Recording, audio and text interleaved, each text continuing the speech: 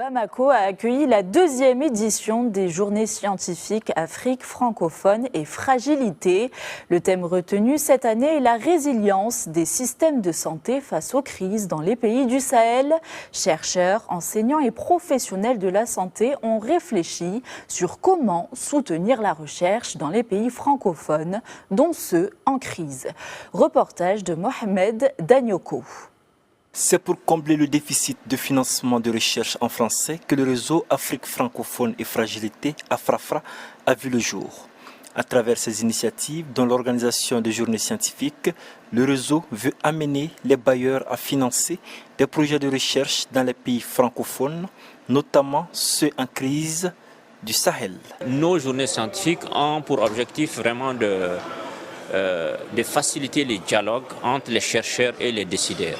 Donc, pour cette année, elle porte sur la résilience des systèmes de santé, c'est-à-dire, en d'autres termes, comment est-ce que le système de santé absorbe les chocs, comment est-ce qu'il s'adapte aux chocs et même comment est-ce qu'il se transforme pour pouvoir continuer à fonctionner malgré les crises qu'il traverse.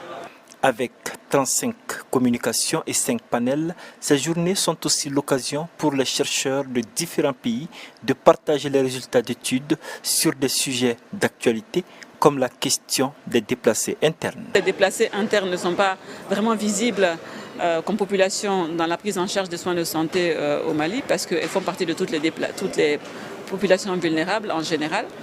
Et aussi les déplacés qui se promènent de zones rurales vers les zones urbaines sont liés à une nouvelle interface, qui est l'interface animal-homme-environnement qui change à travers le déplacement et qui est très peu étudiée actuellement et qui quand même a besoin d'être étudiée pour pouvoir prendre en charge les déplacés dans l'entièreté de leurs problèmes.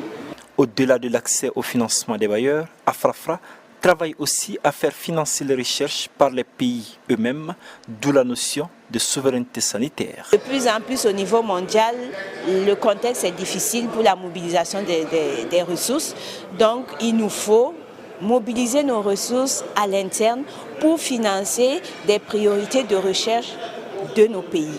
L'organisation d'un concours d'articles de presse par l'Association malienne du journalisme scientifique dans le cadre de cette journée avait pour objectif de contribuer à la vulgarisation des résultats de recherche. La santé, c'est le secteur qui touche tout le monde. Donc on va dire que chacun a une responsabilité, a un rôle à jouer pour maintenir une bonne santé autour de soi. Notamment un journaliste qui a une responsabilité sociale envers sa communauté.